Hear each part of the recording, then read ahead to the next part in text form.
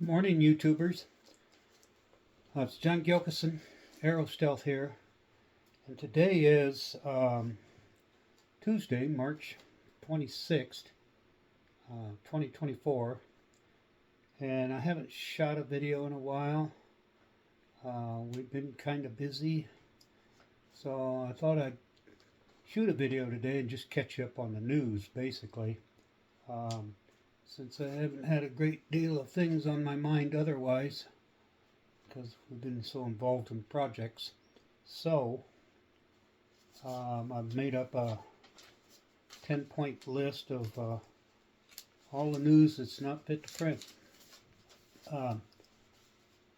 So since February, we've had our 4.8 kilowatts of additional solar photovoltaics installed on our garage. That was added to our 5.1 kilowatts of solar that's on a ground mount outside. And we've had our first full month of billing from El Paso Electric, and we had a negative $14.52 credit. So that bodes well for the future.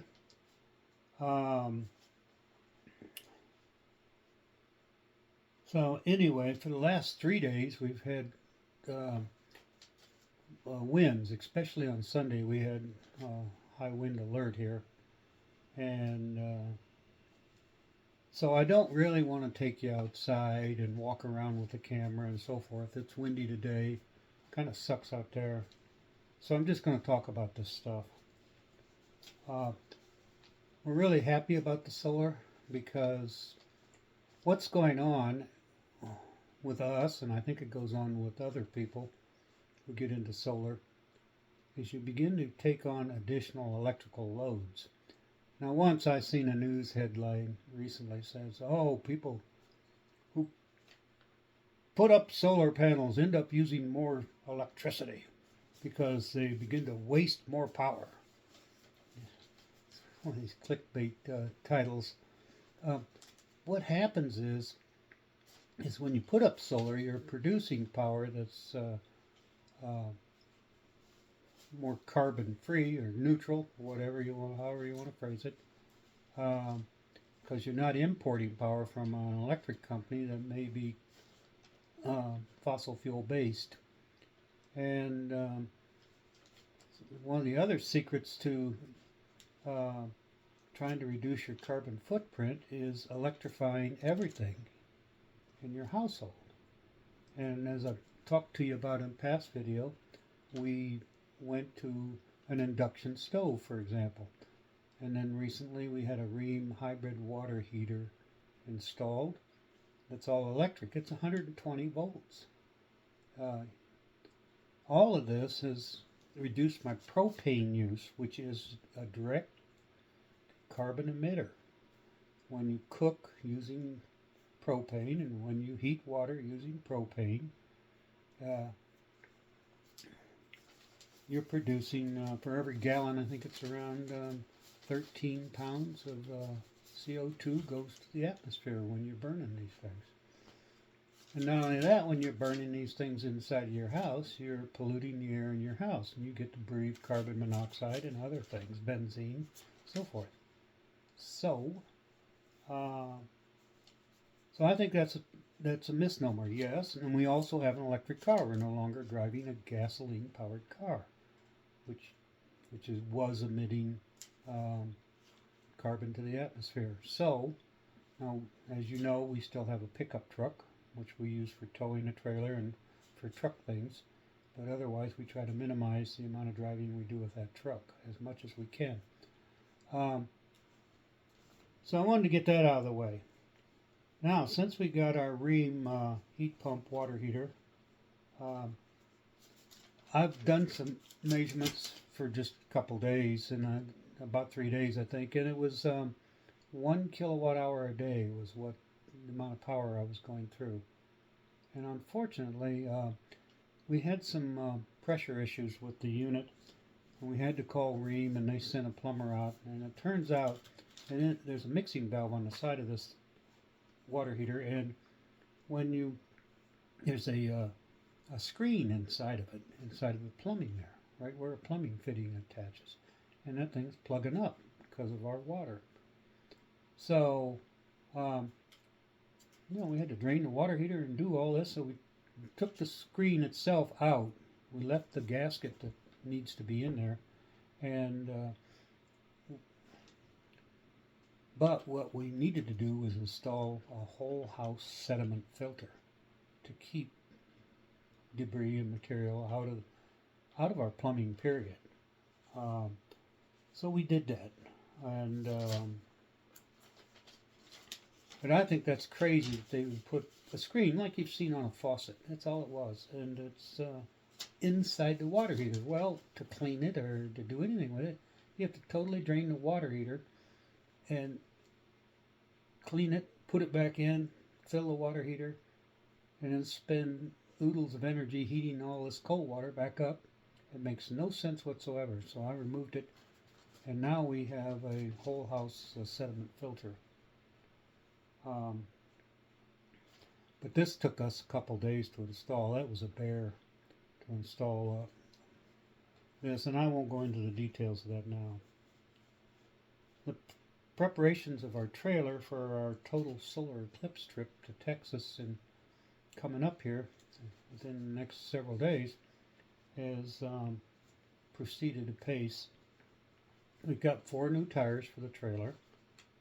We fixed the Ventahood. The Ventahood light was working, but the fan motor wasn't working, and we replaced the fan motor, but it turned out there's a thermal fuse in front of the fan motor, and we had to replace it. And so now we have a spare fan motor probably, and it works, and so we put that back together. But we haven't had a furnace working for a long time, and it turned out that was a mud dauber problem. I mean, the furnace hasn't worked for a few years, and we never really use it. But we're wanting to, after this trip, we're wanting to see if we can sell this trailer on. And if we do, it would be good to have a working furnace in it. And what's caused the problem with the furnace is mud daubers.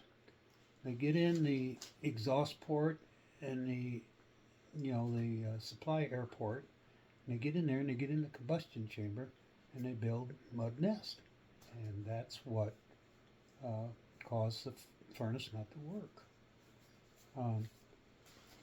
And we replaced the fan motor in it, and we also replaced, and it had mud daubers in it, by the way, so it had to be replaced.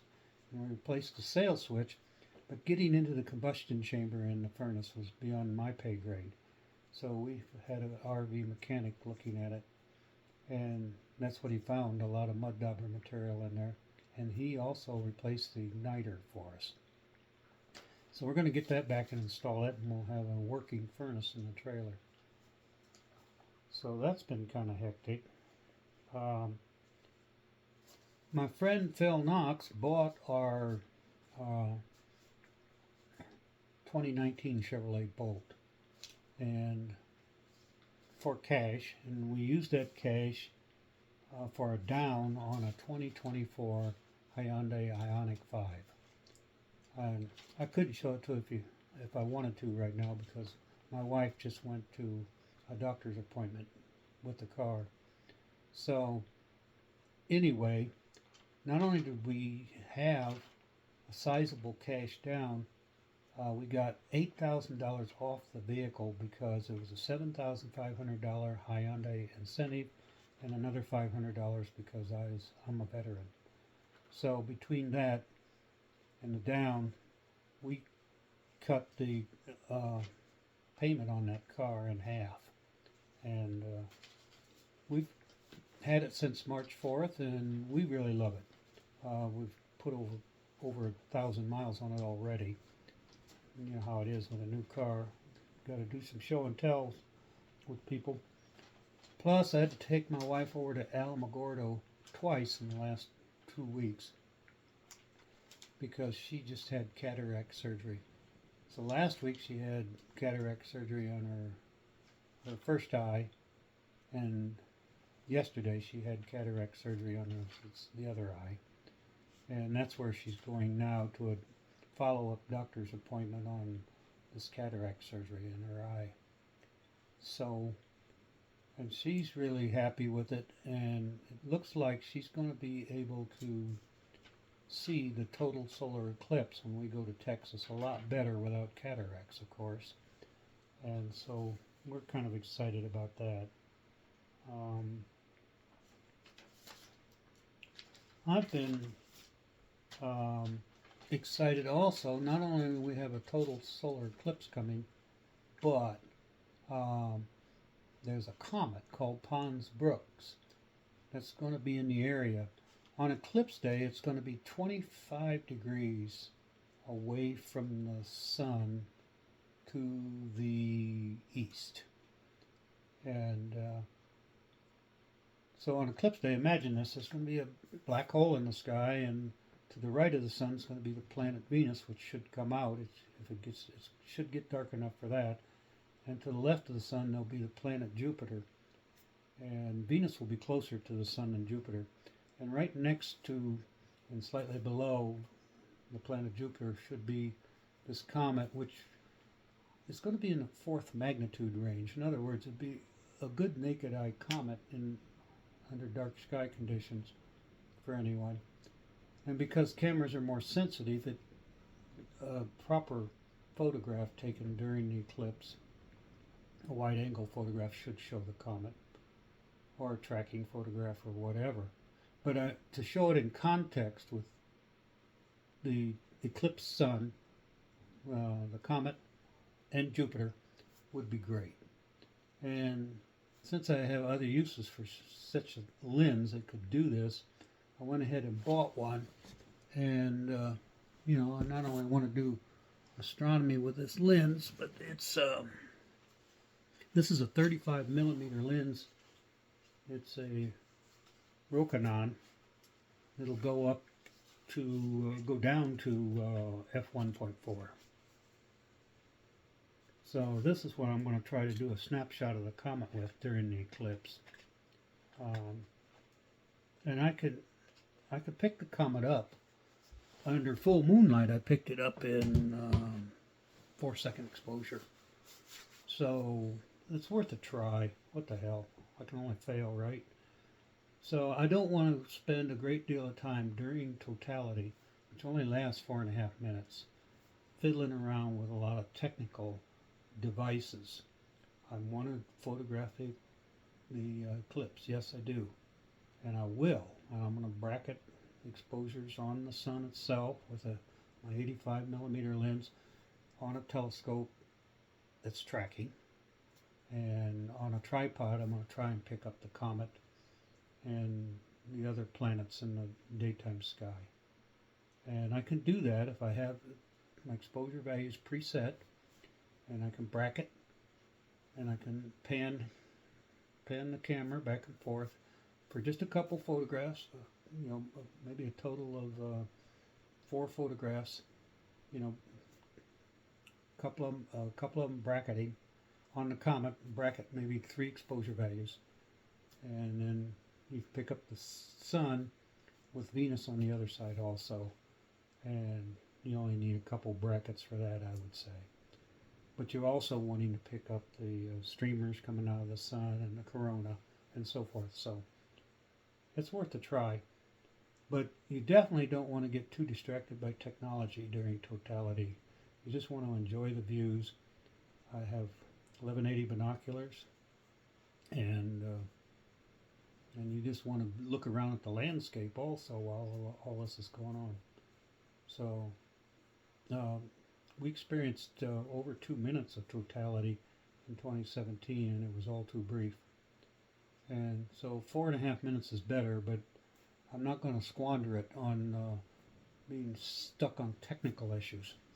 You got to plan all this in advance, and there's going to be a lot of people out there that's going to do a lot better photography than I can do.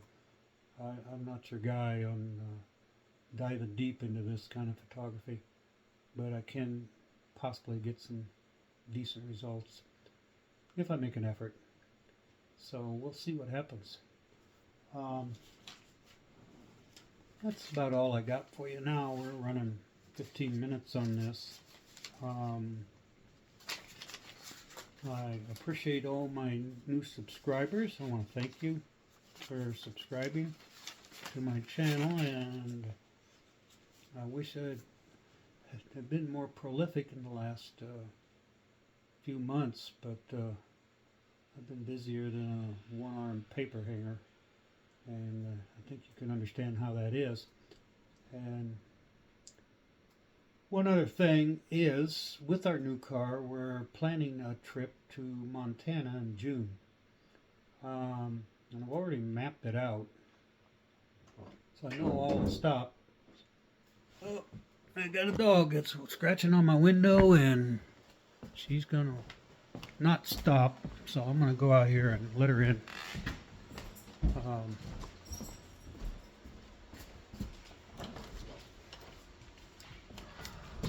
Come on, baby dolly.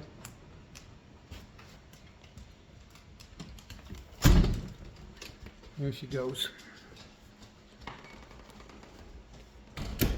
Going up to get in her bed. I mean, our bed. So, I have a brother that lives in Billings, Montana. And he is in his late 80s. And quite frankly, I'm concerned about his health. And there's no guarantees you'll be seeing someone once they're at the advanced stage of life. You say, oh, I'll see him next year or the year after or something, and you're too late. They're gone. So I'm going to go up there and see him. We're going to spend a weekend up there. Also, while we're at it, we're going to take in the Custer battlefield. We're going to go to Yellowstone National Park for a day. We're going to go see the Dinosaur National Monument. Other than that, we're just coming straight home. And it's still like an 8-day trip. But with my new Ioniq 5, I get 1,000 kilowatt hours of free Electrify America charging. And it turns out as far as I can tell, it's going to take me less than 1,000 kilowatt hours to drive there and back. That's a 2,400 mile trip, so that's not bad. Well, even if it doesn't, I may have to charge at some chargers that aren't Electrify America occasionally, and I'll just have to pay for it. But getting a trip like that, mostly having your energy bill mostly paid for, is quite a coup, and it leaves us more money to spend on the trip itself, on the motel rooms and so forth. So anyway, y'all take care. See you on down the road, everyone. And by the way, that Hyundai is, speaking of down the road, it's quite a cruiser. That's why we bought it. We wanted a car that's more capable of traveling. It's got 300 miles of range. It's fast charging. They claim 18 minutes on a DC fast charger, 10 to 80%. With 800 volt architecture. So, but one of the other things it does, which I didn't even know about when I bought the car, is that it's got navigation. These major highways are mapped out. So if you're on the interstate, for example, it's you've got cruise control. It's active. That's adaptive, they call it. So if you come up behind a vehicle, it'll slow down. Certain distance keeping. Also, if speed limits change, it'll change the cruise control automatically, and and it'll steer. It'll change lanes too. If you signal, it'll change lanes for you. All you got to do is pretend you're holding the steering wheel, and that's quite a strange experience. A little stressful at first when you use it, but I can remember being stressed out over using cruise control, period, when it was brand new in the early 1980s to me. And so